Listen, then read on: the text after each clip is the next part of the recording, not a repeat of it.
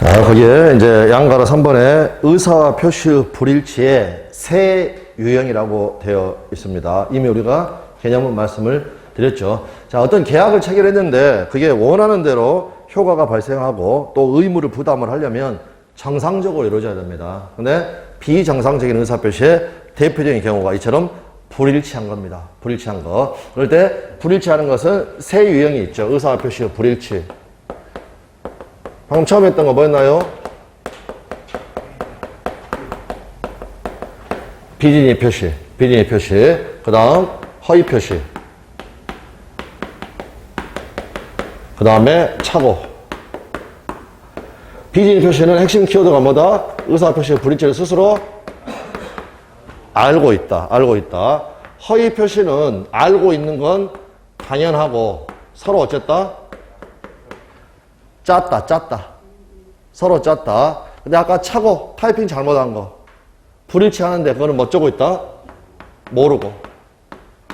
그래서 이처럼 의사 표시가 불일치하는 것은 세 가지 유형이 있게 된다라는 겁니다. 그냥 쭉 내용이 이해가 되면 그렇구나. 알고, 짜고, 모르고 이렇게 세 가지가 있다. 이 세 가지가 전부 다 불일치하는 경우구나라는 걸 이해를 하시면 됩니다. 자, 그래서 내용 보시면 이와 같이 의사표시에 있어서 그 표시의 객관적인 의미와 그 내심의 진정한 의사가 일치하지 않은 경우를 민법은 세 가지로 나누어 가지고 여기서 보는 허위 표시, 반가래번 그 의사표시하는 사람이 그러한 불일치를 알았으나 상대방과 서로 짜고 한 것은 아닌 경우, 이게 비진의 표시. 단순히 그냥 알기만 한 거, 알고. 반가로 3번 의사표시라는 사람이 그 불일치의 사실을 알지 못하는 경우, 모르고. 이게 바로 뒤에서 보는 착오로 인한 의사표시. 이 세 가지를 정하고 있다. 이러한 세 경우를 합하여 의사의 흠결 또는 의사의 결력 이렇게 부릅니다. 이 단어 이해되시나요? 네, 그래서 의사의 흠결이라는 것은 표시는 있는데 그 표시에 상응하는 또는 대응하는 실제 의사는 있다 없다? 없다. 결력. 실제 의사가 없다. 흠결. 이런 표현을 쓴다라는 겁니다. 양가로 4번 효가 나와 있습니다. 108조 통정한 허위 의사표시 1항만 일단 읽습니다. 상대방과 통정한 허위 의사표시는 무효로 한다. 2항은 건너뛰고 허위 표시에 의한 이러한 계약은 무효이다. 그러므로 위의 예에서 갑이 나중에 을에 대하여 대금의 지급을 청구를 해오면 을은 그 계약이 허위 표시임을 주장 증명해서 그 청구를 물리칠 수 있다. 그리고 을은 비록 소유권 등기가 자기 앞으로 되어 있어도 소유자가 되지 못한다. 이유는 뭡니까? 계약이 무효니까. 계약이 무효니까 그거 봐두시면 됩니다. 여기 나옵니다. 밑에. 왜냐하면 소유권 이전을 해주는 원인이 되는 매매 계약이 무효이기 때문이다. 우리 했던 내용 복습합니다.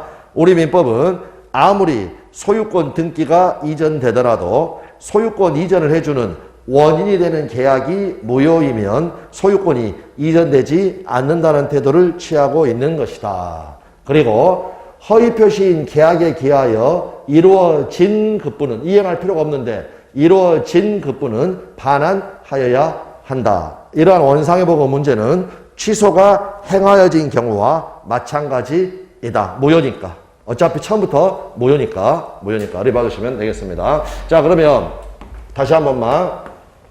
갑하고 을하고요. 가장 매매가 있었고요. 그 다음에 을 앞으로 이렇게 등기가 격려가 되었습니다. 우리가 매매 계약을 통해서 소유권을 취득을 하려면 1번 이 매매 계약이 유효할 것, 2번 등기가 이루어질 것, 그 다음에 3번 처분행위가 있어야 되니까 처분권이 있어야 된다. 얘가 소유자일 것.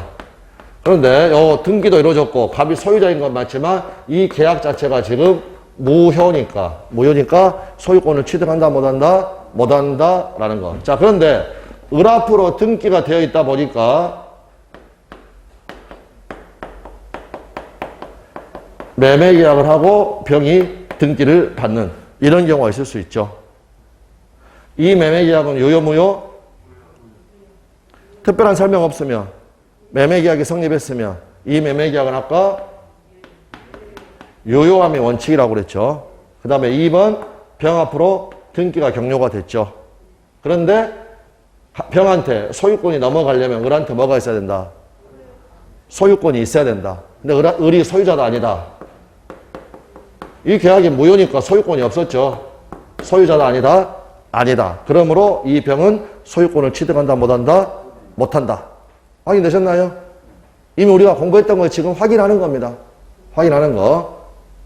되셨죠? 자, 그런데 다시 한 번만. 갑소의 부동산 등기 관련 서류를 위조해가지고 을 앞으로 등기를 했다. 을이 병하고 매매 계약을 체결하고 이 매매를 원인으로 대금받고 등기가 격려가 되었다. 매매 계약은 유효 무효? 의무 부담행위 매매 계약 유효 무효? 타인의 권리의 매매도 유효하다고 그랬죠. 2번 병 앞으로 등기가 됐죠. 병은 소유권 취득한다 못한다? 취득하지 못한다. 얘한테 소유권이 없으니까. 소유권이 없으니까. 그런데 병이 을을 소유자라고 믿었다. 소유권 취득한다 못한다? 취득합니까 못합니까? 우리 문제로까지 다 풀었습니다. 법은 가진 사람이 만들었다. 이따위로 해가지고 했을 때 얘가 선이라고 해서 소유권 넘어가는 거 허용한다 안 한다? 허용하지 않는다라는 겁니다. 이게 원칙. 그런데 일정한 경우에는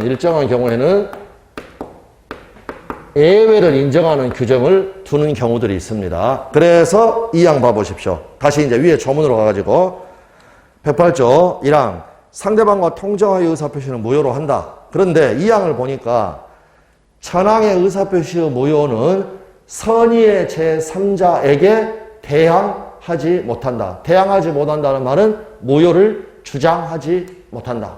그래서 얘가 병이 만약 선인 경우에는 방금 읽었던 특별조문인 108조 2항에 의해서 소유권을 취득할 수 있다라는 겁니다. 있다라는 거. 자, 그래서 다시 한번 보십시오. 1항 상대방과 통정하여 의사표시는 무효로 한다. 이게 원칙입니다. 원칙. 근데 여기서 이제 한 가지 여러분은 뭘 하나를 알아두시면 앞으로 도움이 되냐면 원래는 문장을 본문, 단서 이렇게 해가지고 본문에다가 원칙을 적고 단서에다가 예외를 적는 것이 일반적인데 경우에 따라서는요 1항에다가는 원칙을 적고 2항에다가 예외를 적는 경우들이 있다라는 겁니다. 이게 그 상황입니다. 1항이 원칙, 상대방과 통정하여 의사표시는 무효로 한다. 원칙인데 2항, 선의의 제3자가 끼어들면 그때는 이 제3자한테 무효를 주장하지 못한다. 그래서 유효로 다루어집니다. 자, 1항이 원칙이고 2항이 예외입니다. 2항이 예외. 그리고 여기서 다시 한번 생각을 해보십시오. 제가 여기 무권 처분 사례에서 선이라 하더라도 소유권 취득 못한다고 그랬죠. 이게 원칙입니다. 이게 원칙. 만약에 선이라면 소유권을 취득하는 것이 원칙이라고 가정을 해보면 이 2항은 별도로 둘 필요가 없습니다. 여러분. 무슨 말 아시겠나요? 선이면 소유권 취득하는 게 원칙이라면 이런 조문을 둘 필요가 없다. 조문을 둘 필요가 없다. 다시 한 번만. 등기 믿은 사람, 등기 믿었다. 원칙적으로는 보호한다, 안 한다?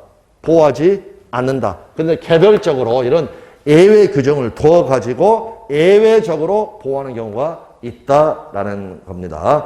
자, 그래서 그 밑에 7번 보시면 방금 108조 2항 무효는 선의의 제3자에게 대항하지 못한다. 대항하지 못한다. 줄이면 대항불능. 대항하지 못한다는 말은 주장하지 못한다. 무효 주장 금지. 양가를 봐. 위에서 본 예에서 가장 매매에 기하여 소유권 등기를 이전받은 을이 예를 들면 빚에 몰린다든지 아니면 순전히 욕심으로 자기 앞으로 소유권 등기가 되어 있는 것을 이용해서 그 부동산을 채권자 병에게 담보로 제공하고 저당권을 설정하든가 아니면 병에게 매도하여 병 앞으로 소유권 이전 등기를 격려해 주었다고 해보자. 그 경우에 갑은 병에 대하여 자신이 소유자임을 주장을 해가지고 저당권 등기 또는 소유권 등기의 말소를 청구할 수 있겠는가? 원칙 청구할 수 있다 없다? 원칙 있다. 있다. 근데 예외 병이 선이라면 청구하지 못하게 된다라는 것. 그런 내용들이 쭉 나옵니다. 자, 그래서 양가로 2번 민법 108조 제2항 이 문제에 대하여 민법은 제108조 제2항에서 전항의 의사표시의 무효는 선의의 제3자에게 대항하지 못한다라고 정하고 있다.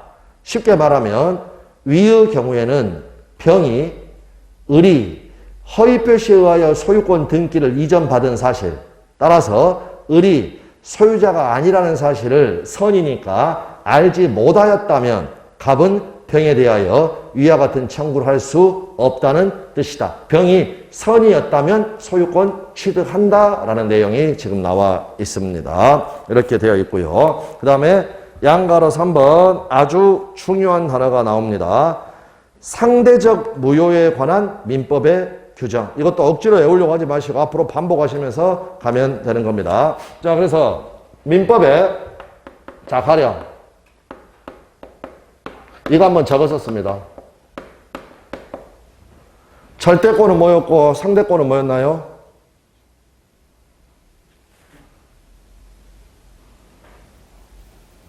절대권은 뭐였습니까, 여러분? 다시 힌트.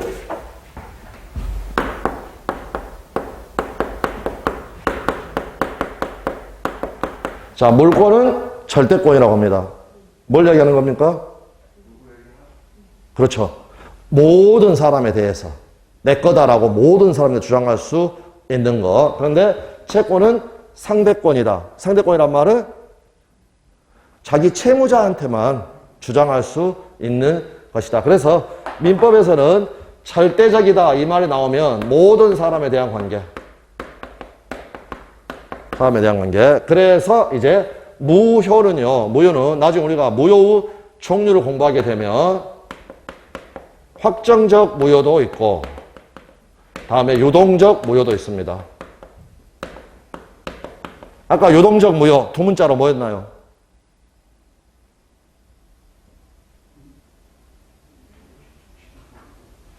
소급표가 있는 게 뭐였습니까? 모모토, 취취에. 그 중에 앞에 세 가지 적어져 있었던 거. 모모토. 걔들이 유동적 무효. 유동적 무효. 그러면 여기서 말씀드리고자 하는 것은 무효 종류는 이처럼 확정적 무효와 유동적 무효로 나눌 수도 있는데 뭐가 원칙일까요, 여러분? 앞에 적어져 있는 게 무조건 원칙입니다. 확정적 무효가 원칙. 예외적으로 무토의 경우에 예외적으로 유동적 무효. 또 무효의 종류를 나눌 때 절대적 무효, 상대적 무효. 우리는 지금 이걸 하고자 하는 것이죠. 그러면 절대적 무효와 상대적 무효가 있다. 뭐가 원칙? 앞에 있는 거. 절대적 무효가 원칙이다. 모든 사람에 대한 관계에서 무효인 것이 원칙이다. 원칙이다. 그러나 예외적으로 어떠한 상대방한테는 무효 주장이 금지되는 경우가 있다. 방금 선의의 제3자한테는. 이런 걸 뭐라고 부른다고요? 상대적 무효. 상대적 무효. 그런데 원칙은 뭐다? 원칙은 절대적 무효이다라는 거. 자, 그러면 참고로 어디를 여러분 저기 자료에 44페이지까지 받으셨나요? 받으신 자료에? 그럼 44페이지 잠깐 가보십시오. 하단에 보면 103조 조문이 적어져 있습니다. 선량한 풍속, 기타 사회 질서에 위반한 사항을 내용으로 하는 법률 행위는 무효로 한다. 이 무효는 절대적 무효, 상대적 무효.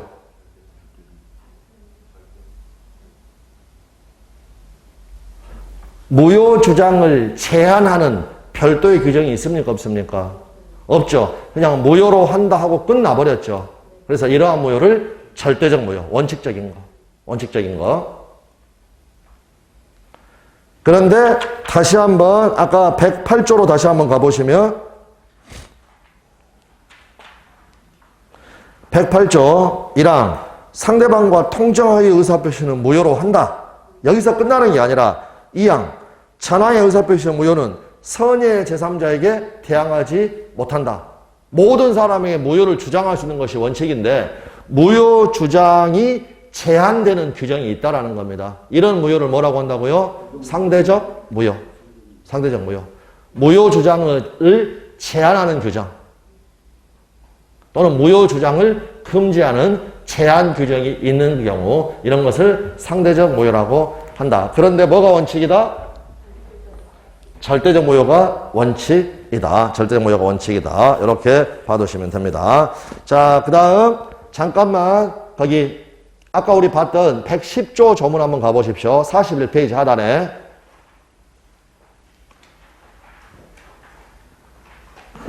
아까 우리 1항하고 2항은 읽었습니다. 다시 읽지는 않습니다. 1항은 상대방 사기고요. 2항은 제3자 사기 강박입니다. 그런데 3항을 보면 뭐라고 적어져 있냐면 전항의 의사표시의 취소는 이 말은 취소하면 처음부터 무효가 됐죠.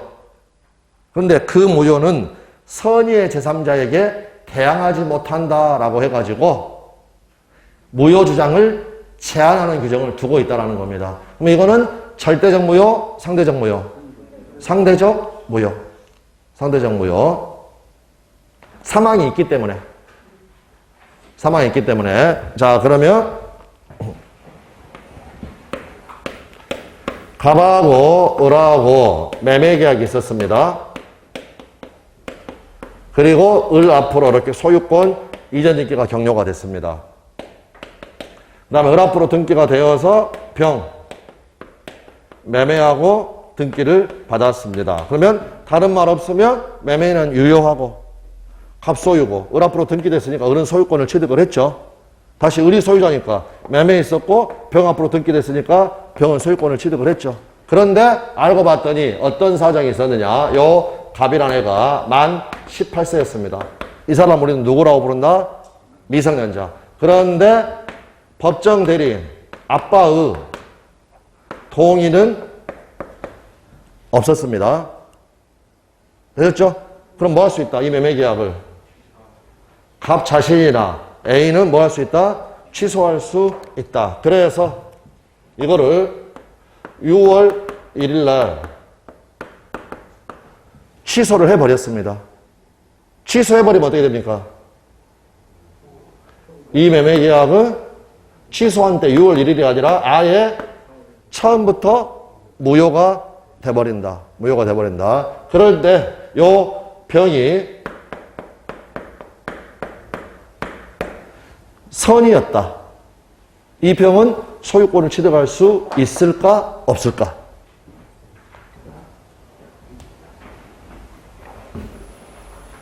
미성년자는 우리 시험 범위가 아니다. 그러나 취소가 우리 시험 범위이기 때문에 당연히 우리 시험에 출제가 됐고 반드시 알아둬야 됩니다. 소유권 취득할까요? 못할까요? 병은 그거를 여러분 생각으로 말씀하셔는 안 됩니다. 뭐냐면 근거를 가지고 이야기를 해야 됩니다. 자, 그러면 근거는 이미 아까 우리가 했는데 다시 가봅니다. 35페이지. 그냥 우리는 그냥 선의만 나오면 5조 조문 나와 있죠. 1항 미성년자가 법률행위를 하면은 법정 대리인의 동의를 얻어야 한다. 2항 전항의 규정에 위반한 행위는 취소할 수 있다. 취소했다. 무효가 됐다. 절대적 무효, 상대적 무효.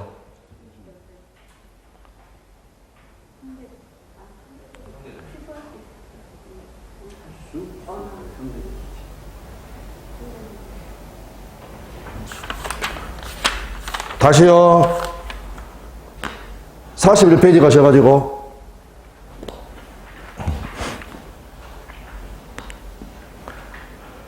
110조 1항 사기나 강박의 의사표시는 취소할 수 있다. 3항 전 2항의 의사표시의 취소는 선의의 제3자에게 대항하지 못한다. 취소를 해서 무효가 됐는데 그 무효 주장이 제한되는 조문이 있다.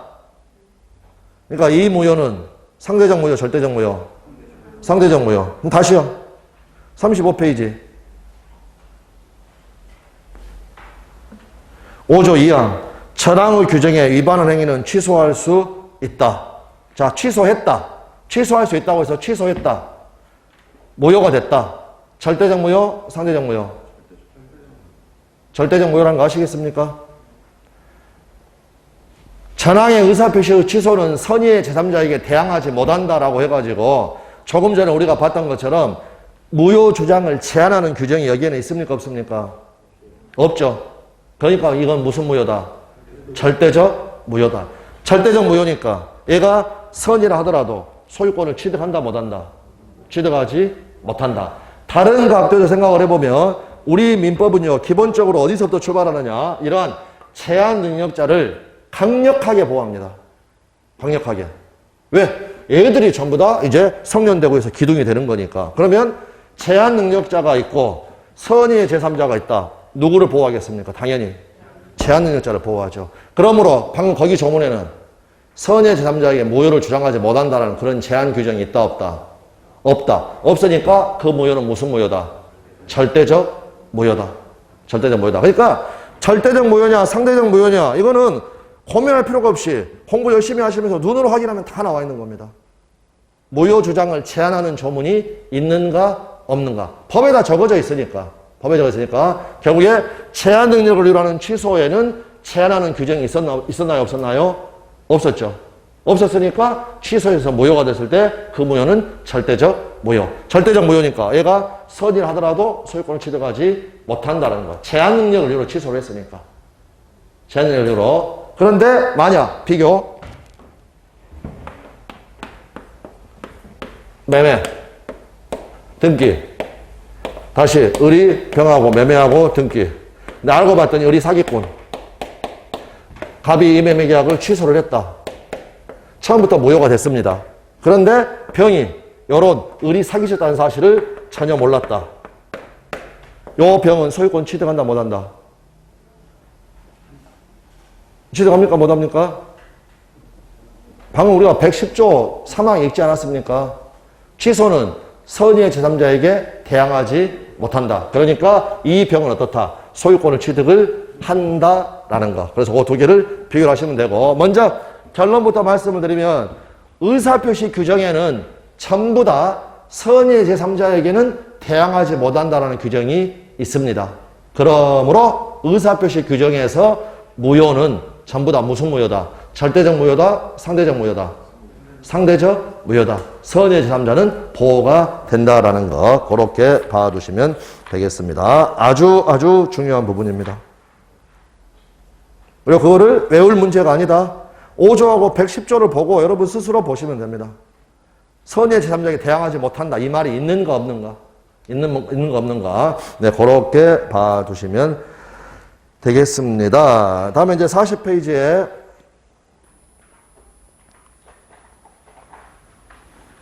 자, 그래서 양가로 3번 상대적 무효에 관한 민법의 규정.